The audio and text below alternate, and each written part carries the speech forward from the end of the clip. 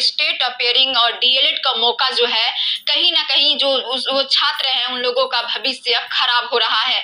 ना जाने कहां कहां जा रहे, किस नेता मंत्री के पास जा रहे, लेकिन कोई उन लोगों का दुख दर्द सुनने वाला नहीं है। लगातार आश्वासन पे आश्वासन मिल रहा है। जिस तरीके से नियोजित शिक्षकों को बीजेपी कार्यालय के सामने महिला शिक्षक को और जेंट्स पुलिस के द्वारा पीटा गया, दौड़ा दौड़ा कर पटा पटा कर महिलाएं चिल्ला रही थी, मानो कि वो लोग आतंकवादी अपने हक को लेकर गए थे। इसी सब मुद्दा पे चर्चा करें। पूर्व आईपीएस अमिताभ दास जी हमारे साथ है। सबसे पहले आपका स्वागत है सर। धन्यवाद आपका, थैंक्स। जिस तरीके से नियोजित शिक्षकों को दौड़ा दौड़ा कर बीजेपी कार्यालय पीटा गया, उसको लेकर क्या कुछ कहना चाहेंगे? अब ये तो बीजेपी का पुराना चरित्र रहा है, दोहरा चरित्र रहा है। यही बीजेपी जब कुछ दिन पहले 15-20 दिन पहले तक ये विपक्ष में थी बिहार में, तो ये राम भक्त बड़ी बड़ी बातें बनाते थे कि नियोजित शिक्षकों को न्याय दिलाएंगे, इंसाफ दिलाएंगे। अब जब सत्ता की मलाई चाट रहे हैं राम भक्त लोग बिहार में आके, तो अब भाजपा कार्यालय के सामने वो शांतिपूर्ण धरना प्रदर्शन कर रहे थे, तो वहां भी लाठी चलाई गई, लाठी चार्ज हुआ। तो सत्ता का नशा है, सर पे चढ़ जाता है, फिर उतरता भी है। देखते रहिए क्या होता है। अच्छा, बीपीएससी सप्लीमेंट्री रिजल्ट को लेकर सुशील मोदी जी ने कहा था कि अगर हमारी सरकार सत्ता में आती है तो 40,000 सप्लीमेंट्री रिजल्ट दिलाने का काम करेंगे। अतुल प्रसाद जी ने भी ट्वीट किया, जय सिन्हा जी भी ने कहा था। लेकिन कहीं ना कहीं जब ये लोग सत्ता में आए हैं तो छात्रों को सुन नहीं रहे, मात्र 1-2 नंबर के लिए वंचित हो गए हैं। जो छात्र हैं वो भटक रहे हैं, कोई नहीं सुन रहा है उन लोगों के लिए। क्या कहेंगे? वही ना मैंने कहा, ये भाजपाई चरित्र ही है। ये जो राम भक्त होते हैं भाजपा वाले, ये दुनिया में पैदा ही होते हैं झूठ बोलने के लिए। अब जो हमारे नरेंद्र मोदी है वो कहते थे 2014 में कि हमारी सरकार आएगी तो हर हिंदुस्तानी के बैंक अकाउंट में 15-15 लाख रुपए आएंगे।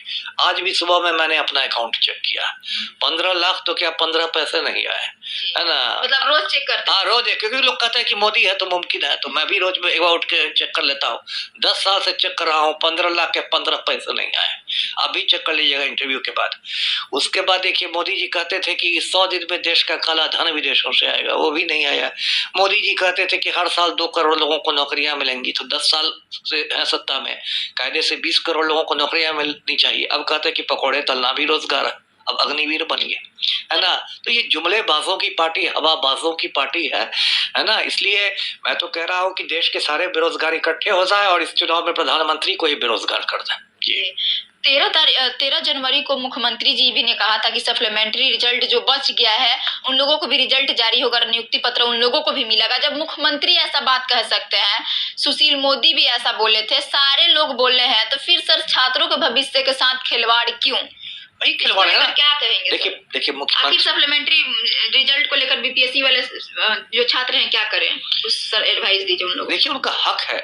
सप्लीमेंट्री रिजल्ट जो होता है पूरक परीक्षा होती है, ऐसी बात नहीं कि कोई गैर कानूनी चीज है, उनका हक है। और लेकिन यहाँ पर तो अब क्या मैं कहूँ, शिक्षा विभाग में एक से एक तुगलकी आदेश निकल रहा है। एक मैंने तुगलकी आदेश देखा था शिक्षा विभाग का, लिख रहे हैं कि जो लोग इसकी मांग करेंगे, पूरक परीक्षा फल की मांग, उनको चिन्हित किया जाएगा। लगता है कि बहुत बड़े आतंकवादी हों, और चिन्हित करके मतलब उनको अगली परीक्षा में बैठने नहीं दिया जाएगा। बताइए, कोई बात हुई? बिहार में बड़े बड़े गुंडे, मवाली, माफिया मंत्री बन गए हैं, सांसद बन गए हैं, विधायक बन गए हैं, उनको चिन्हित करने की आपकी औकात ही नहीं है।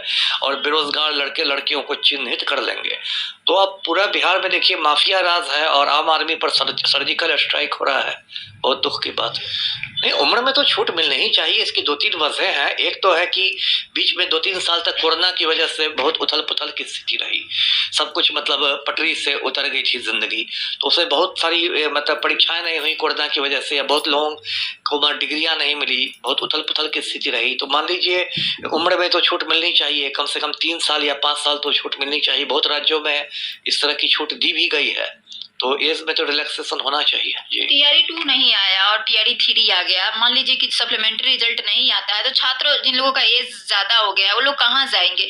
ये भी सरकार नहीं सुन रही है। वही ना मैंने कहा कि यहाँ सरकार है ही नहीं, यहाँ कॉमेडी सर्कस है ना। कपिल शर्मा का कॉमेडी सर्कस चल रहा है बिहार में।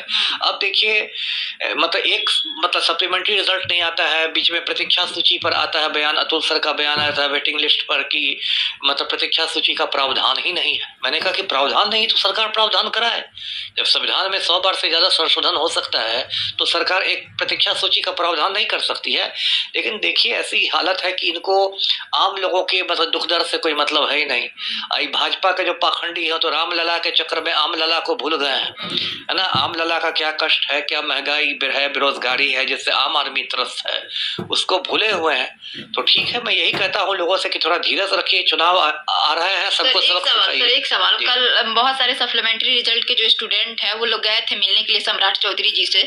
सम्राट चौधरी जी जब कह दिए कि जब शिक्षा विभाग सप्लीमेंट्री रिजल्ट को लेकर नोटिस जारी कर दिया था कि होगा, उसके बाद से उस नोटिस को शिक्षा विभाग के द्वारा दबा दिया गया। तो वो बोल रहे थे कि ऐसा कैसे हो सकता है, जब शिक्षा विभाग नोटिस जारी कर दिया सप्लीमेंट्री रिजल्ट को, तो ये विश्वास करने वाली बात ही नहीं है। क्या लगता है? अब तो सम्राट चौधरी देखिए सत्ता में आ गए हैं, डिप्टी सीएम बन गए हैं, लेकिन अब भी लगता है कि विपक्ष के नेता की तरह ही बोल रहे हैं। अरे शिक्षा मंत्री जो है आपकी ही ना कैबिनेट के कलीग हैं, आप ही के ना कैबिनेट में सहयोगी हैं। आप फोन घुमा के शिक्षा मंत्री से नहीं बात कर सकते हैं, खाली पगड़ी बांधने दाढ़ी बढ़ाने से होता है। ये सम्राट चौधरी की बात पर क्या, ये तो कहते थे कि तब तक नीतीश को नहीं उखाड़ूंगा, पगड़ी ही नहीं खोलूंगा। अब पगड़ी भी सलामत है, इनकी कुर्सी भी सलामत है और नीतीश की सरकार में शामिल है। ये लोग झूठे लोग हैं, जुमलेबाज लोग हैं। अब मैं इन पर क्या कहूँ, जनता को मूर्ख बना रहे हैं। स्टेट अपियरिंग को मौका मिलना चाहिए कि नहीं मिलना चाहिए सर? एकदम मिलना चाहिए, क्यों नहीं मिलना चाहिए? वही लूट रहे हैं, लग रहा है कि तेजस्वी यादव को पीछे छोड़ने के लिए जो सीट बचेगा आगे यूज करेंगे, स्टेट अपियरिंग को मौका नहीं देंगे। नहीं, ये सब वही ना मैंने कहा कि ये तो राजनीति की जो बलिवेदी है, मतलब उस पर सब ये आप सबकी कुर्बानी दे दीजिए, है ना। लड़के लड़कियों की उम्र खत्म हो रही है और आप जाइए पटना में देखिए, मुसल्लापुर में देखिए, भिखना पहाड़ी में छोटे छोटे अंधेरे कमरों में गांव देहात के लड़के लड़कियां आते हैं। उनके बाबूजी एकदम सामान्य परिवार, किसान परिवार के हैं, किसी तरह पैसा भेज के पटना में पढ़ाते हैं और यहाँ पलटू राम सुबह से शाम तक पलटी मार मार के सरकार बचाते हैं। 6ठी बार पलटी मार के 9वीं बार शपथ लिया है नीतीश बाबू ने, उसी पद पे 6ठी बार पलटी 9वीं बार शपथ। अब तो गिनीज बुक वाले आ जाएंगे इनका नाम दर्ज करने के लिए। तो क्या है, इन लोगों ने बिल्कुल मतलब मजाक बना रखा है। अब मैं क्या कहूँ, छात्रों को खास करके सप्लीमेंट्री रिजल्ट को लेके जो परेशान है उन लोगों के लिए क्या कहेंगे सर? क्या करना चाहिए उन लोगों को? एक तो उनके कानूनी रास्ते हैं। सरकार देखिए लात का भूत होती है, सरकार बात से नहीं मानती है ना। आप ऐसे करते रहे कुछ नहीं होगा, हाई कोर्ट का एक जूता लगेगा, सरकार एकदम सद्बुद्धि आ जाएगी सरकार को, है ना। सरकार को सद्बुद्धि आती है ना जब अदालत के जूते पड़ते हैं तब। तो एक तो कानूनी लड़ाई लड़ें, किसी अच्छे वकील को रख के पटना हाई कोर्ट में जाए और पटना हाई कोर्ट से आदेश कर दिलवा दे बीपीएससी को कि पूरक परीक्षा फल निकाला जाए। और यदि सड़कों पर प्रदर्शन करना है तो शांतिपूर्ण प्रदर्शन करें, अहिंसा के रास्ते पर चल के प्रदर्शन करें। सर शांतिपूर्ण प्रदर्शन से रिजल्ट आएगा? अरे गांधी जी ने पूरा हिंदुस्तान को आजाद कर दिया शांतिपूर्ण से, तो रिजल्ट क्यों नहीं आएगा? अभी देखिए किसानों ने 13 महीने तक दिल्ली के बॉर्डर पर एकदम शांतिपूर्ण प्रदर्शन करके नरेंद्र मोदी जैसे अहंकारी प्रधानमंत्री को घुटनों पर बैठा दिया, है ना। तो शांति तो अहिंसा में तो बहुत ताकत है जी। ठीक है, बहुत बहुत शुक्रिया। तो दोस्तों आपने सुना अमिताभ दास जी ने क्या कुछ बातें बताई हैं सप्लीमेंट्री रिजल्ट को लेकर। उन्होंने कहा है कि अहिंसा का रास्ता जो है छात्रों को अपनाना चाहिए। तो दोस्तों इस वीडियो में फ़िलहाल इतना ही। आगे की अपडेट के लिए चैनल के माध्यम से जुड़े रहिए। धन्यवाद।